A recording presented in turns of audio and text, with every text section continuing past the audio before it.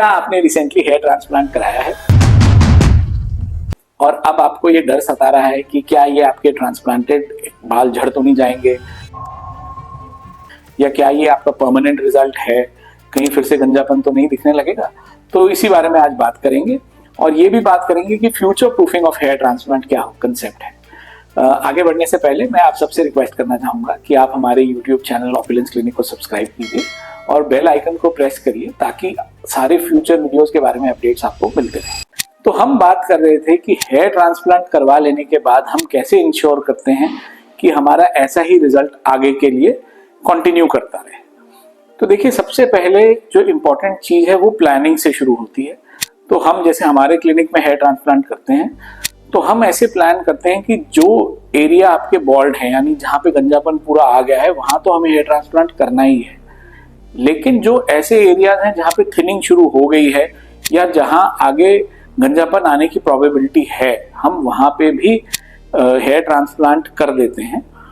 इससे क्या होता है कि जब कभी वहां के जो अभी प्रेजेंट बाल हैं वो आगे अगर झड़ जाते हैं तो भी वहां पे गंजपना या मतलब गंजापन नहीं दिखता है। तो इसे हम कहते हैं future proofing of your hair transplant. तो एक तो ये चीज है। दूसरी चीज क्या है, तो ये तो प्लानिंग में है, ये तो हमें करनी है एज अ प्लास्टिक सर्जन। लेकिन एज अ पेशेंट आपको क्या करना है कि जब हेयर ट्रांसप्लांट हो जाता है तो आपके डॉक्टर आपको एक सेट ऑफ इंस्ट्रक्शंस देते हैं कि कैसे आपको फॉलो अप करना है, क्या दवाई खानी है, क्या दवाई लगानी है। वो सब आपको डिलीजेंटली फॉलो करना है ताकि आपकी एक बार हेयर ग्रोथ बहुत अच्छी हो और आगे उतनी ही अच्छी डेंसिटी आपकी मेंटेन्ड रहे।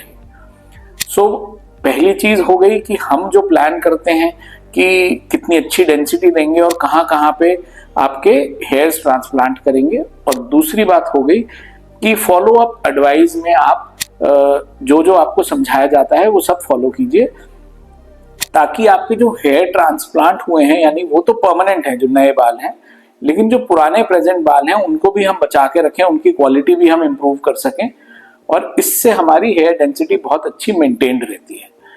इसके अलावा हम यूजुअली पेशेंट्स को सजेस्ट करते हैं कि एक बार आपका फुल रिजल्ट आ जाए, जिसमें करीब 9 से 12 महीने का टाइम लगता है, तो उसके बाद भी आप एक साल में 2 से 3 GFC या PRP के सेशंस करवाएं, क्योंकि ये बहुत हेल्पफुल होते हैं और इनसे आपकी हेयर ट्रांसप्लांट के रिजल्ट्स को हम मेंटेन रख सकते हैं। अच्छा, मान लीजिए कि आपका हेयर ट्रांसप्लांट हो गया है लेकिन आप अपनी डेंसिटी से खुश नहीं हैं।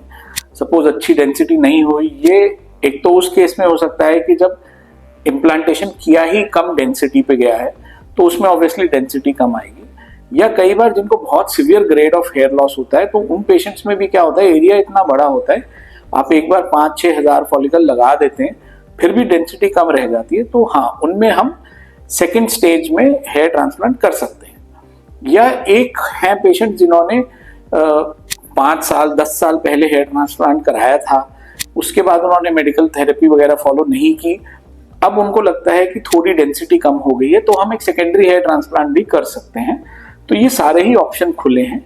इसके अंदर कुछ पॉइंट्स हैं जो इंपॉर्टेंट है हमको समझने के लिए कि एक तो हम ये समझते हैं कि हमारे डोनर एरिया में कितनी स्ट्रेंथ है। अगर हमारा डोनर एरिया अच्छा है, उसमें काफी फॉलिकल हैं, तब तो हम वहीं से लेके हम बालों को लगा सकते हैं। अगर हमारे बाल कुछ कम पड़ रहे हैं डोनर एरिया में, या डोनर एरिया थोड़ा स्पार्स है, तो हम सेकेंडरी एरियाज हैं जैसे कि बियर्ड एरिया, यानी कि नीचे जो जॉ लाइन के नीचे वाला एरिया है, ये हिडन एरिया है, तो हम यहाँ से भी बाल ले सकते हैं। अगर और भी ज्यादा बालों की जरूरत है तो चेस्ट से हम ले सकते हैं। यूजुअली प्रेफर नहीं करते, लेकिन हाँ, वो भी एक ऑप्शन है कि हम चेस्ट हेयर भी लगा सकते हैं। सो इन सब एरिया से हम बाल लेके आपकी डेंसिटी को या तो इम्प्रूव कर सकते हैं या फिर से पहले जैसी ला सकते हैं। अच्छा, एक बात और जो मैं आपको बताना चाहता हूं कि जो ट्रांसप्लांटेड हेयर हैं उनको आगे हम मेंटेन कैसे करेंगे। तो ये कुछ पॉइंट्स हैं जो बहुत इंपॉर्टेंट हैं।